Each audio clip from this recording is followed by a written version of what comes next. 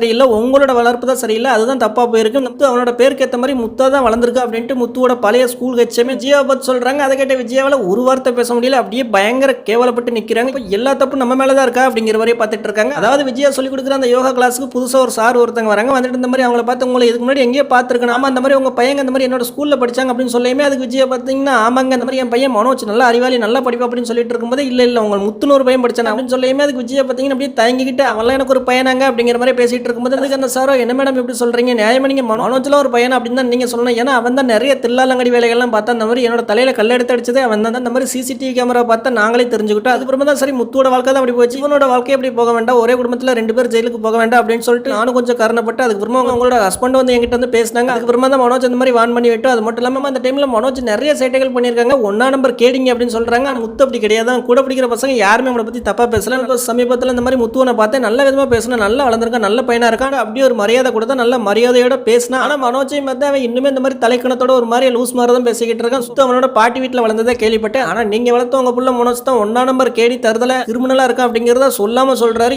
அதை கேட்ட விஜயோ ஆஹா அப்ப நாம தான் கிரிமினலை வளர்த்து வச்சிருக்கோமா அப்படிங்கிற மாதிரியும் பார்த்துட்டு இருக்காங்க.